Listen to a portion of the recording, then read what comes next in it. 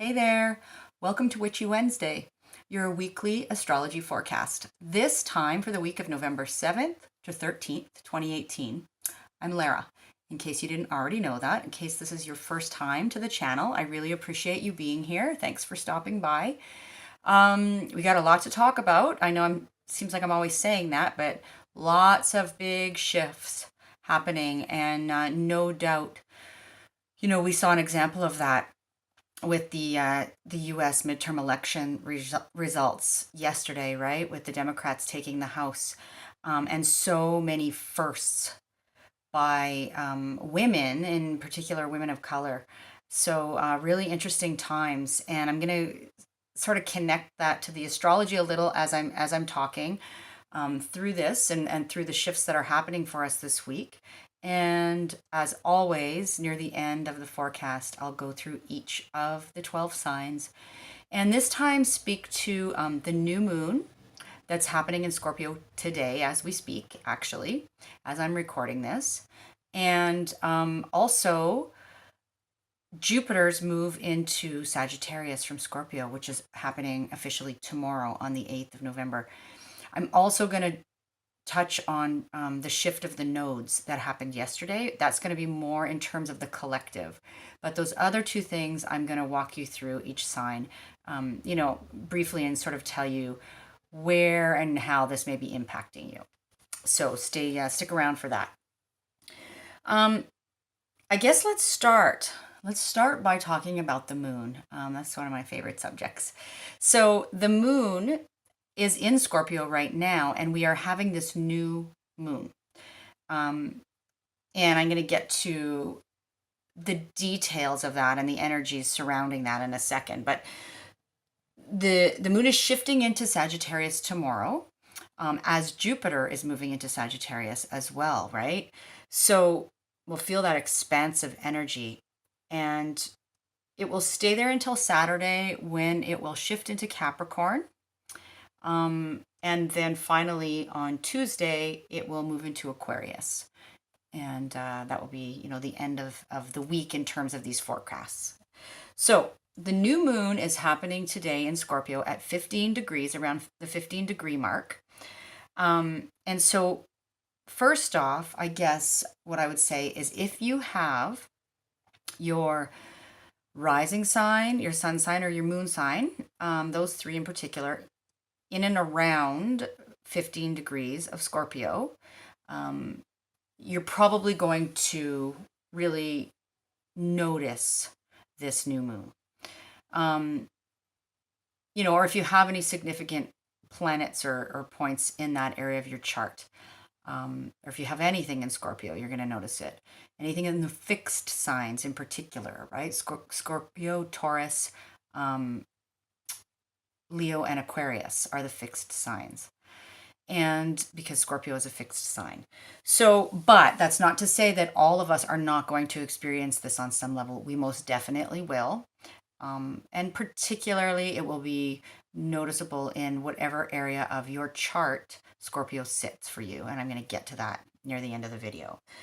But overall, this new moon, the way I see it, it's like emotional catharsis, an emotional release. It's like transforming our past wounding into empowerment, right? It's sort of asking us to embrace the role of the alchemist. And it's kind of like this final test, because it is sitting there in Scorpio with Jupiter, which has been in Scorpio for the last 12, 13 months kind of thing. And Jupiter has been, with Jupiter, it expands whatever it touches, right? It grows whatever it touches. And so in Scorpio, that was a bit intense, because Scorpio is very psychologically probing. Scorpio is about looking at the dark places and issues of power and control, and obsessions, compulsions. It's about transformation and Scorpio's not afraid. You've heard me say this if you've watched these videos before. Scorpio's not afraid to go there, right? And so, and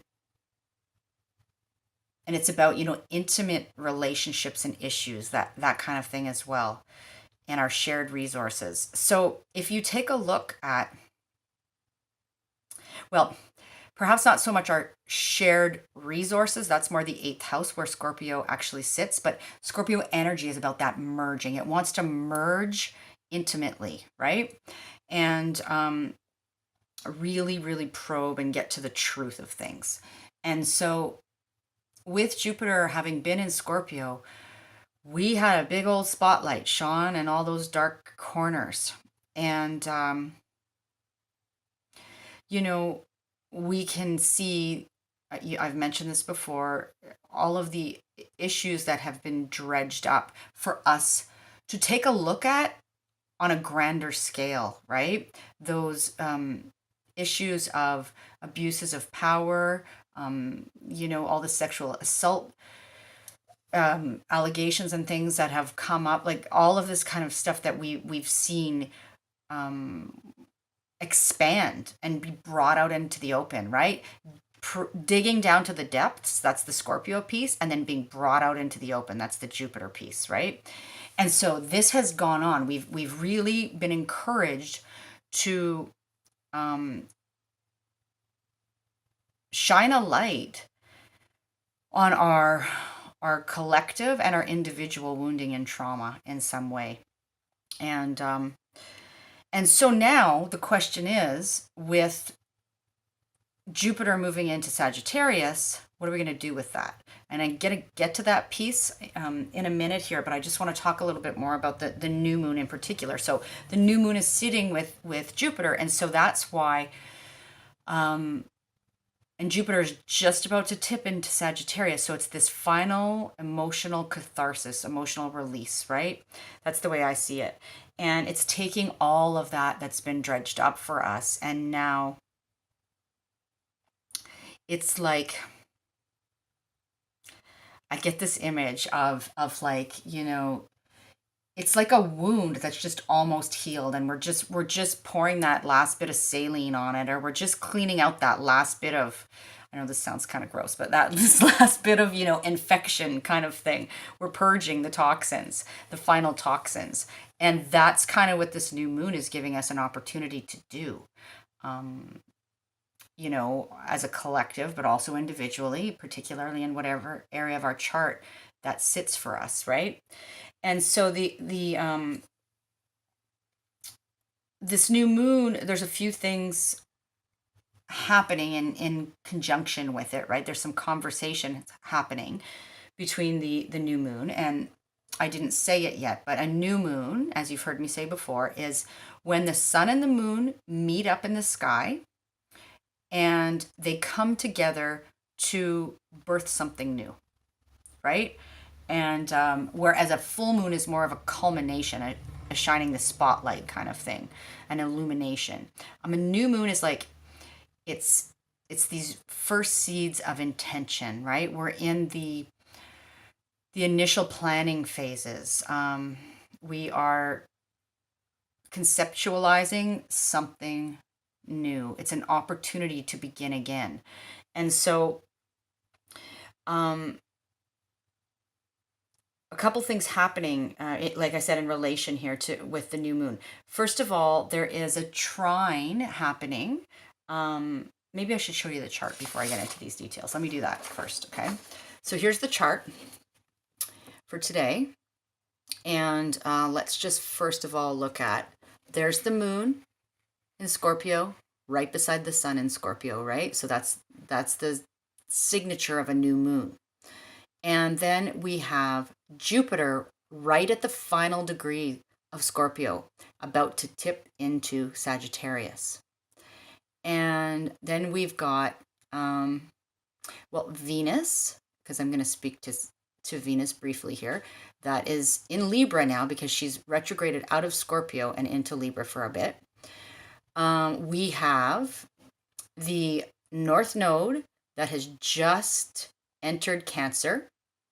The nodes move backwards. That's why it's at 29 degrees. So that just happened yesterday. We have Uranus in Taurus here, which I've spoken about in past videos quite often. We have Chiron in Pisces, Neptune in Pisces, and Neptune, that's the thing I was just going to say before I picked up the chart, is making a trine. So this nice conversation of ease and flow to this new moon. And I also want to point out Pluto, which is also having this nice conversation with the new moon called a sextile, so a conversation of opportunity. And I'll talk about those details in a second. I just also, though, I want to draw your attention again. This is something I've done over the course of the year. So here is Capricorn and all this energy in Capricorn, right?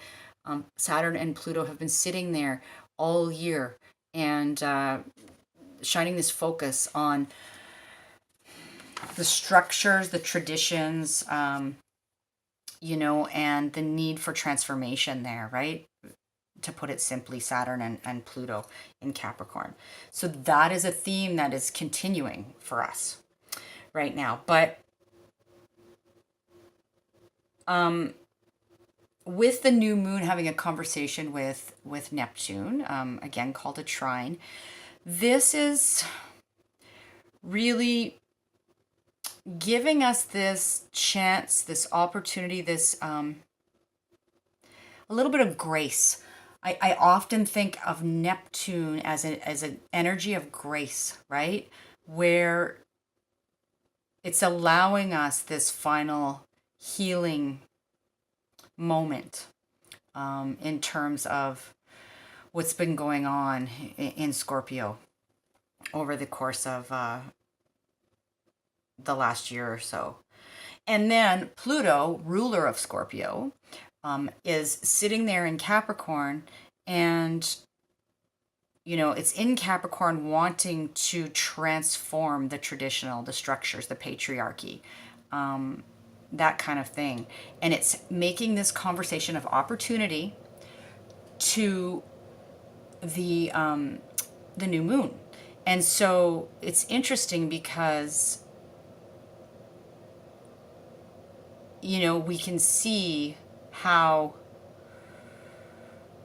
there was an opportunity, for example, you know, yesterday in the US midterm elections for some transformation, and that indeed did happen to some degree, at least, right? So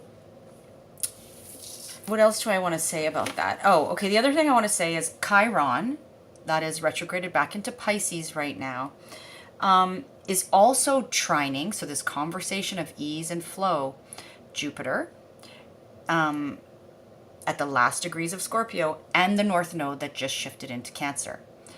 So you see, this is all connected, right? It's all connected. And Chiron, the wounded healer, is also offering us this opportunity to, as I said, sort of purge those final toxins, to really get right, you know, in terms of healing that scorpionic place in our chart. So so this is all good news, I think, personally. We also have Venus that is trining Mars, right? So the masculine and the feminine kind of thing. There is a bit more, shall we say, maybe cooperation or ease there. But also a bit of tension in the sense that Venus is squaring the sun and the moon. So a square is a conversation of tension. And so, you know, it is not without a few bumps in the road to navigate that ground, right? And just a little bit more about Venus and how it plays in here to all of these themes is that Venus is still retrograde, right? She just tipped back into Libra. You saw that on the chart. And she retrograded through Scorpio. So, you know, dredging up more stuff, going to the underworld, right? The goddess going to the underworld. And she, over the 4th and the 5th of November, or the 5th and the 6th, I think, around there, depending on where you live, Venus has now reappeared as the morning star. So she is now visible in the sky in the morning. And this is marking the return of the goddess from the underworld, right? She won't finish her journey until early December, but she has come out of the depths, and she is now rising as the morning star. And so I think this is really symbolic in terms, again, of what happened in the midterms yesterday in the US, where we saw so many examples of, women making history, and particularly women of color. And so, you know, this is so, like, astrology works, right? This is real stuff. You can't make this up. As above, so below. That's ancient wisdom for a reason. So if you have this awareness, it's not only fascinating, it's it helps you to navigate it. It helps you to accept where things are at and realize, that this too shall pass, and everything is in perpetual cycles and motion, and that everything is connected as well. So before I get into the specifics of Jupiter entering Sag and then going through the signs, I want to mention that yesterday, on the 6th of November, the nodes of the moon shifted signs. So the North Node had been in Leo and the South Node in Aquarius for the last 18 months. And yesterday, they officially shifted. And so the North Node moved into Cancer and the South Node into Capricorn, right? And so this is the axis of security. It's about the public and the private. And so we're going to have some emphasis in this area for all of us collectively over the next 18 months. The nodes, in case you're not aware, are those points in the chart that are indicative of our destiny, really. It's what our soul wants to evolve towards. And so individually, we each have, the nodes in our chart in different places. The nodes are always across the sky from each other, the South Node and the North Node. But collectively right now, we have the North Node in Cancer and the South Node in Capricorn. And so this is about our collective destiny, right? And Cancer, so it's like a shift in our collective destiny. And Cancer is like the archetypal mother, the nurturer, the protectress, the divine feminine receptive, kind of energy, and the need for emotional safety and security, the need for belonging to a family group of some sort, right? And it's also about our past and our ancestry. And so this will be our focus. And again, I think, it's very symbolic what happened yesterday in the midterms. And so we're going to see this theme carrying forward for the next 18 months. And on the sort of lower vibrational end, right, of Cancer energy, Cancer, think of the symbology of Cancer as the crab, right? Cancer is ruled by the moon, and so can be quite emotionally tumultuous, right? Think of the ebbs and flows and the movement of the tides. And Cancer can be a bit clingy, perhaps clingy to the past, clingy in terms of security, right? Clinging out of fear sometimes. It can be about barriers. It has this sort of soft, mushy center and a hard outer shell, right? And so we may see these kinds of things come up for us as well as a collective. But ultimately, when we're talking about the North Node, the idea or the goal optimally is to embrace the higher vibrational qualities of that sign and move towards that. So it'll be interesting to see how things play out for us. And, of course, this is sort of more of a collective energy, but individually, if you look to where Cancer and Capricorn fall in your chart, you can kind of get a flavor for where that might be feeling a little bit more personal for you and your own life, particularly if you have your natal nodes in Cancer and Capricorn, right? Um, and okay, so I think that's it for that. And then the last thing I want to talk about before I go through each of the signs is a little bit more about Jupiter entering Sagittarius, which is happening tomorrow. And so, I went on a little bit there about Jupiter's transit through Scorpio and what that all meant for us and what that did for us, and that shining a light on the wounding and the dark places and expanding on all of that and bringing it out into the open, making it larger than life, right? That kind of thing. So with Jupiter shifting into Sagittarius, this is like this, I get this image of like the caterpillar's been in the cocoon there, like that's kind of scorpionic. And it's now transforming into the butterfly or transmuting into the butterfly, right? Where it will spread its wings and go off into the world. And sometimes making very long journeys, right? Butterflies.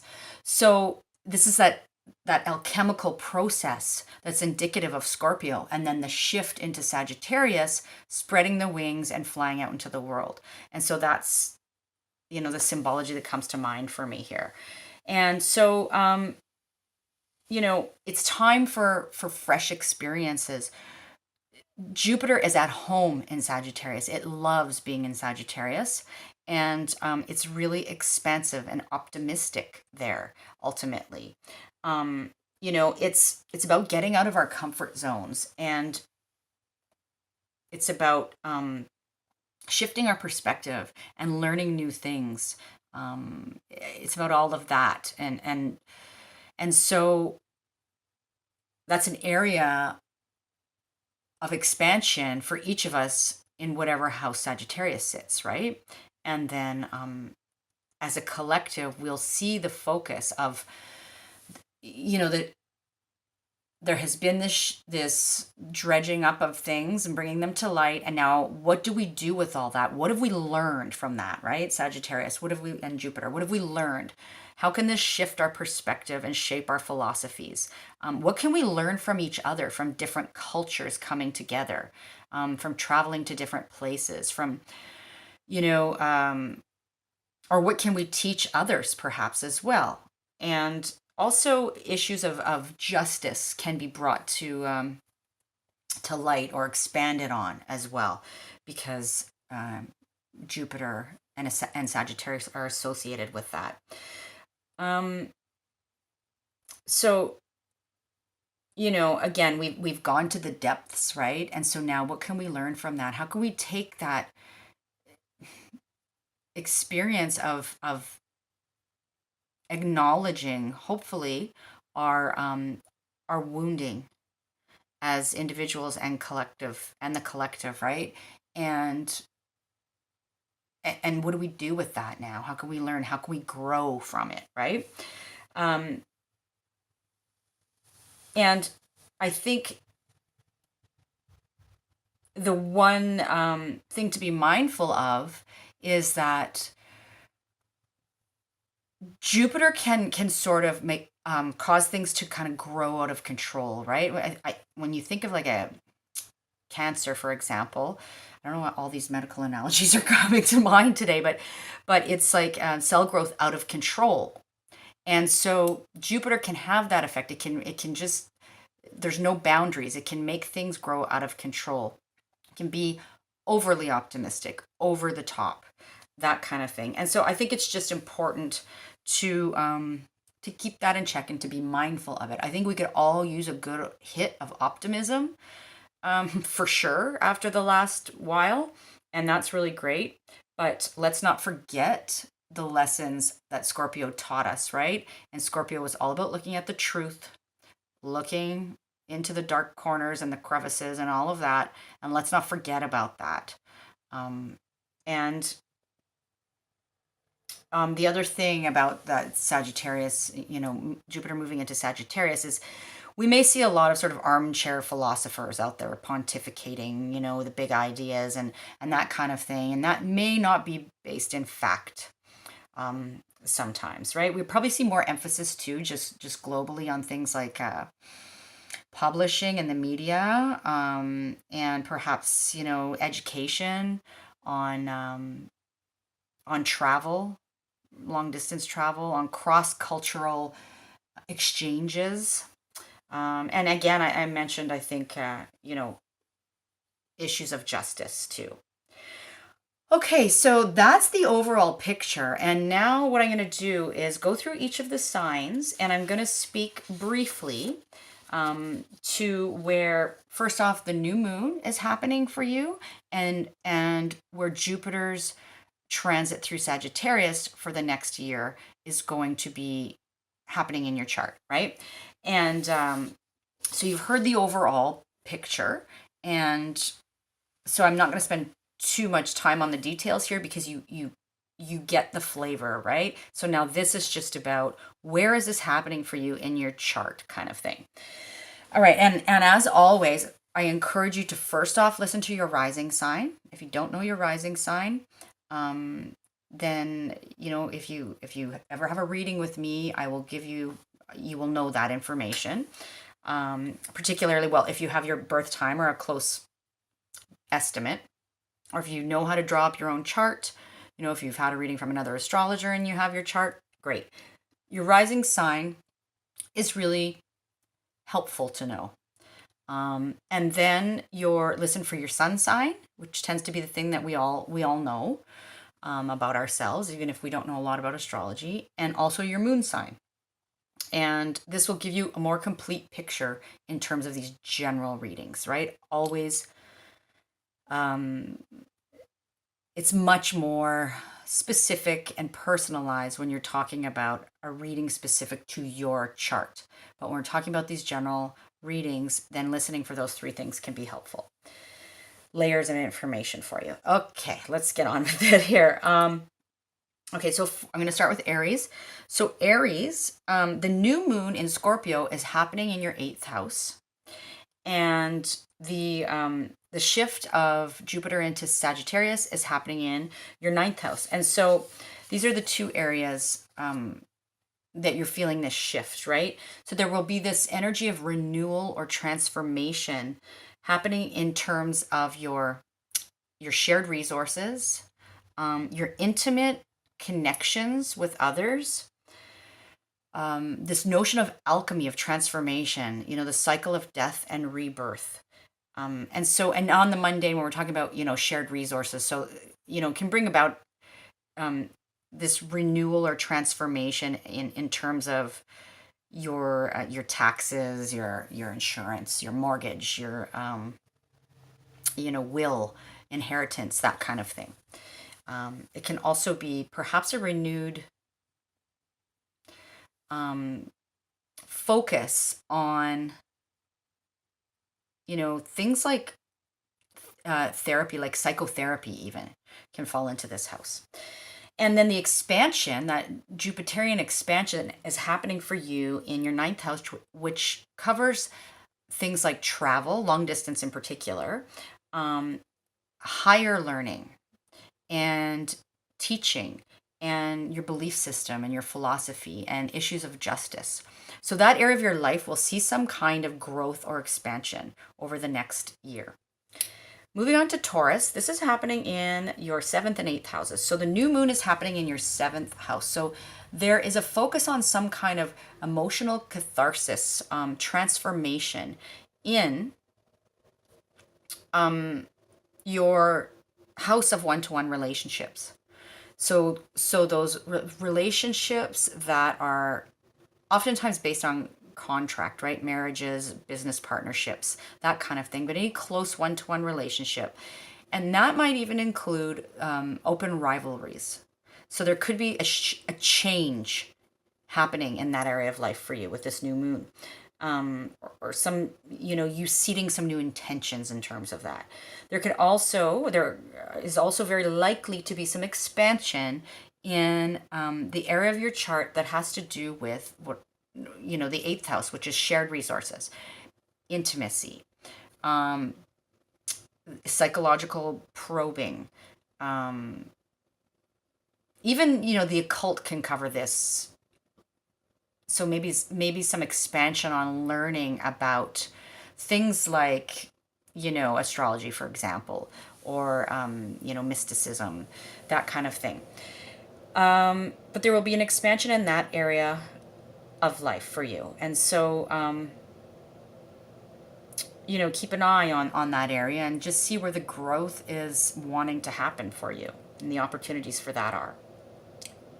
All right, Gemini, this is happening in your sixth and seventh houses. So the transformation piece, the new moon piece, is happening in your sixth house of the daily grind of your routines, your daily routines, and your health and wellness routines, and how you are of service, to others. And so there will be some kind of transformation, and renewed transformation happening in that area of your chart, and perhaps some kind of emotional release happening there. And then in terms of the expansion piece, that is happening in your house of one-to-one relationships. So you may see some growth in your close personal relationships, and maybe you will, there will be more of that goes on over the next 12 months for you in some way. And so, be mindful of that. The one thing I didn't say, and I really wish I did before getting into each of the signs, is that if you look back 12 years, you can kind of get a flavor for the last time Jupiter was in Sagittarius and how it impacted you specifically. So that would be a good thing to do. Okay, moving on to Cancer. Cancer, this is happening in your fifth and sixth houses. And so you are experiencing some kind of emotional release and renewal and transformation in the area of life that has to do with children, whether they be yours or those you are associated with or work with, your inner child, and maybe doing some work there, maybe some psychotherapy that has to do with dealing with the inner child. I don't know, but that just comes to mind. Also your house of creative self-expression, pleasure, your hobbies, that kind of thing. So there's this, something wants to be renewed there, to maybe you have some seeds to plant in that area, and there's this sort of emotional, final bit of emotional kind of healing that's wanting to happen there. And then in terms of growth for you and expansion, Cancer, over the next 12 months, that's happening in your area of your daily routines, right? The work you do on the day to day, whether that be, in an office or whatever else, or on the home front or whatever it is, right? Your daily routines, and that includes your health and wellness routines, and also in your, how you are of service, how you serve others on the day to day. So that area of life is looking to expand over the next 12 months. And just something that comes to mind here, Cancer, is just to be mindful of not taking on too much in this area so that you end up burning out, right? That's something I think, because as I said, Jupiter can have this tendency to just grow and grow and grow and grow unchecked. And so be mindful of that, so that your days are not overwhelming. Leo, this is happening in your fourth and fifth houses. And so the new moon that wants to bring you some emotional release and transformation and seed something new is happening in your communications sector. So this is all about your the way in which you communicate, your style of communication. It's those daily communications that we have in terms of not only verbal but emails, texts, that kind of thing. Your daily thinking, right? The day-to-day thoughts that run through your head, kind of thing. Also has to do with short distance travel.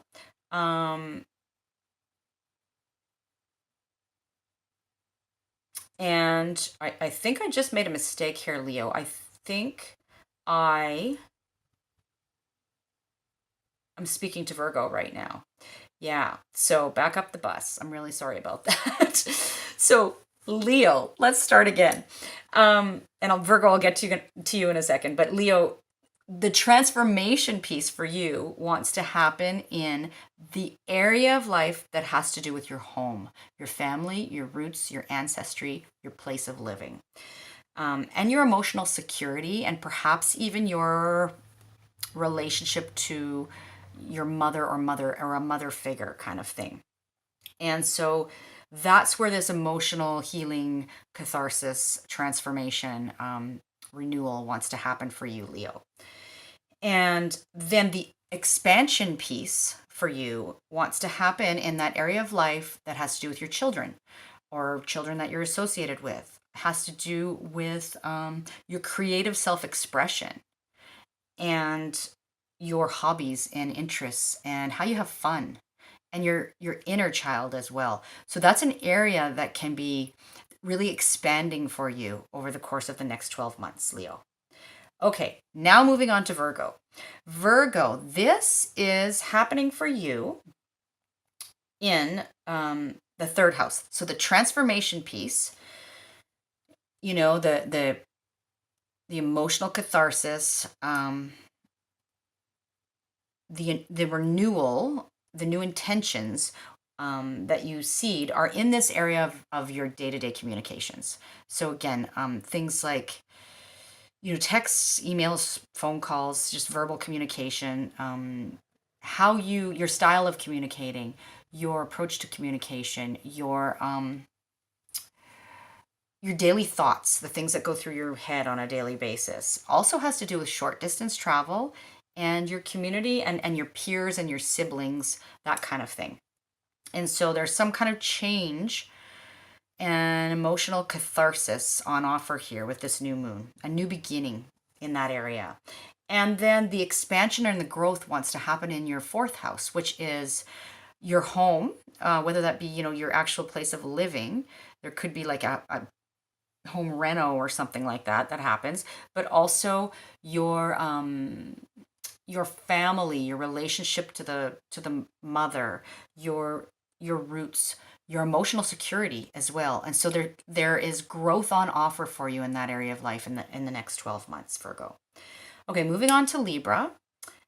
This is happening in your second and third houses. So Libra, the transformation, the new moon, the empathetic, transformative, healing new moon is happening for you in the area of life that has to do with your resources, whether they be money or otherwise, right?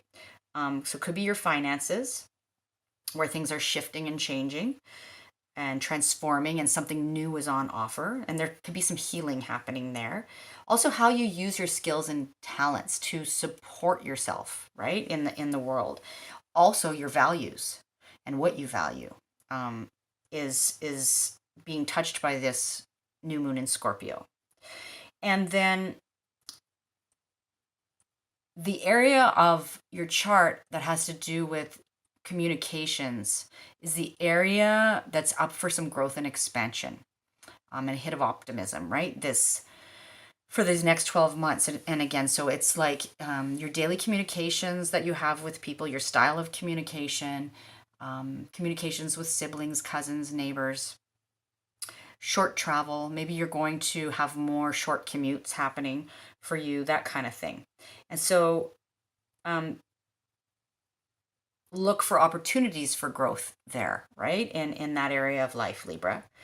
All right, moving on to Scorpio. This is happening in your first and second houses. And so Scorpio, the new moon is your new moon, right? This is a big opportunity for renewal for you, and for some healing and some emotional release, right? In that area of life that is all about you, that's about yourself. It's about your physical appearance. It's about your approach to the outside world. It's about how you're perceived by the outside world, about your physical vitality. All of those things, right, are being touched by this really lovely new moon for you. And so that's a beautiful thing, I think. And the expansion, Scorpio, wants to happen in the area of life that has to do with your finances, your resources, you know, your values, valuables, what you value, right? Your skills and talents and how you use those to make a secure place for yourself. So some growth wants to happen there. All in all, sounds like a good time for Scorpio, which is good because you've been through the ringer. So you know, this makes me happy. Sagittarius, moving on to you. This is happening in your 12th and 1st houses. And so the transformation piece, the new moon, the renewal that wants to happen for you has to do with your unconscious, those things that are hidden that maybe, you know, you're not even aware of. Your relationship to your spirituality, and solitude, right? And perhaps even the ways in which you sabotage yourself, and may not even be aware of. And so some kind of change is on offer here, some kind of a renewal and new opportunity. So it's a good time to set intentions there for you, Sagittarius. And then the growth wants to happen in terms of your 1st house, which is the house of the self, right? So growth in terms of your approach to the outside world, your the first impression that you make, your physical appearance as well, and you know, so and some kind of sort of growth, expansion, bigger picture kind of thing wants to happen there in terms excuse me, in terms of yourself, right? And then last but not least, excuse me, we have Capricorn. And so Capricorn, the new moon in Scorpio is happening for you in your 11th house. So some sort of renewal, some kind of emotional release, and new intentions are on offer here in the area of life that has to do with your friendship groups or any organizations and associations that you are part of. And has to do also, and that can include online as well in this day and age, right? It also has to do with our future vision, so our hopes and dreams for the future. And so some kind of renewal is available to you there with the new moon happening in Scorpio. And then the transformation piece, I think I just said last but not least, Capricorn. I'm not done yet. Sorry, Aquarius and Pisces. But the growth piece for you, Capricorn, wants to happen in that 12th house of the unconscious, of your relationship to spirituality, of downtime. And so there may be, you may get some expanded awareness in terms of, you know, your unconscious over the next 12 months. So that's kind of cool, Capricorn. All right, moving on to Aquarius. The transformational new moon wants to happen, or is happening, in your 10th house, Aquarius. And so this is some kind of healing on offer, right? Some new intentions in terms of your career, your public image, your authority, right? How you're seen as an authority, your relationship to authority, and your higher ambitions, that kind of thing is where the new moon is happening for you. And then the growth and expansion is happening for you over the next 12 months in that area that has to do with your friendship groups, your associations, organizations, clubs, all of that, even online memberships, and also your vision for the future. So that is growing and changing. So look for those opportunities to expand there over the next 12 months.